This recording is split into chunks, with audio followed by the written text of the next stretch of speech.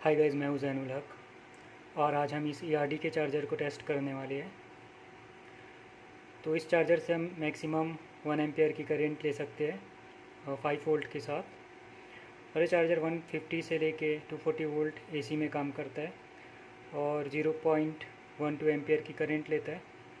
तो आज हम इसे टेस्ट करेंगे और देखेंगे कि इसकी जो करंट की रेटिंग है 1 एम्पियर, इतना करंट हम इससे ले सकते हैं या नहीं ले सकते हैं। साथ में हम इसे ओवरलोड करने वाले हैं। इसे ओवरलोड कंडीशन में डालेंगे और साथ में इसे शॉर्ट सर्किट की कंडीशन में भी डालेंगे और देखेंगे कि क्या इसके अंदर शॉर्ट सर्किट प्रोटेक्शन मौजूद है और ओवरलोड करंट प्रोटेक्शन।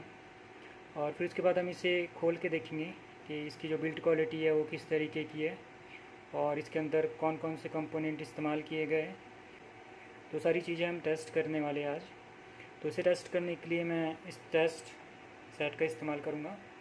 तो ये मेरा टेस्ट लोड है और इस मल्टीमीटर में हम वोल्टेज के लेवल चेक करेंगे और इस मल्टीमीटर से हम करंट के लेवल चेक करेंगे। तो सबसे पहले हम इस चार्जर को 0.1 एम्पियर में लोड करेंगे।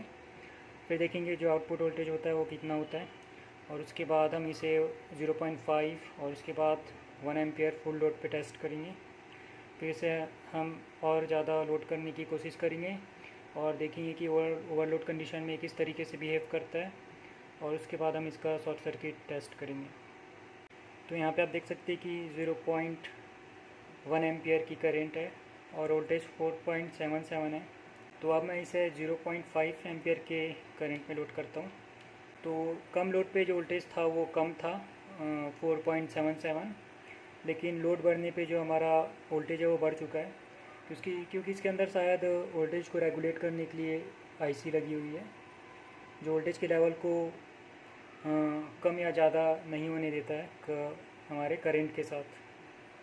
तो अब हम इसे फुल लोड पे टेस्ट करेंगे जो कि 1 एम्पियर है।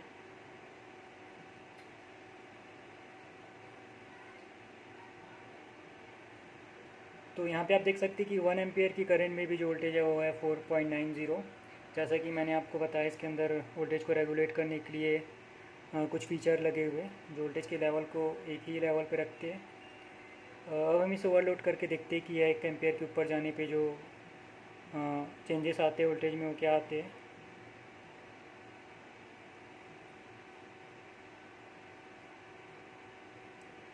तो यहाँ पे आप देख सकते हैं कि जैसे जैसे मैं इसे ओवरलोड करने की कोशिश कर रहा हूँ वैसे वैसे वोल्टेज के लेवल कम हो रहे हैं, लेकिन करंट 1 एम्पियर के ऊपर नहीं जा रहा है।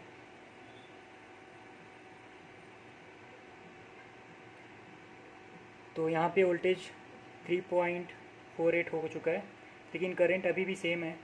तो इस तरीके से चार्जर ओवरलोड से प्रोटेक्शन देता है। तो इस लेवल पे जो हमारा फ़ोन है वो चार्ज नहीं हो सकता, तो चार्जिंग रुक जाती है। कभी भी ऐसा कंडीशन बनता है जब ओवरलोड हो जाता है चार्जर, तो इस तरीके से वोल्टेज ड्रॉप हो जाता है। तो अब हम इसे शॉर्ट सर्किट करेंगे। तो यहाँ पे आप देख सकते हैं कि इसे शॉर्ट सर्किट करने पे जो हमारा चार्जर है वो बंद हो चुका है, वोल्टेज 1 वोल्ट के भी नीचे जा चुका है और जो हमारा करंट है वो भी बढ़ नहीं रहा है। तो हमने देखा कि इस चार्जर से हमें एक्चुअल में 1 एम्पियर की करंट मिलती है 4.90 वोल्ट पे और ये चार्जर शॉर्ट सर्किट की कंडीशन को भी अच्छी तरीके से हैंडल करता है। साथ में इसे ओवरलोड करने पर भी जो हमारा करंट की वैल्यू है वो नहीं बढ़ती है, जो हमारा करंट है वो रेगुलेटेड ही रहता है। साथ में जो वोल्टेज का लेवल है वो ड्रॉप हो जाता है।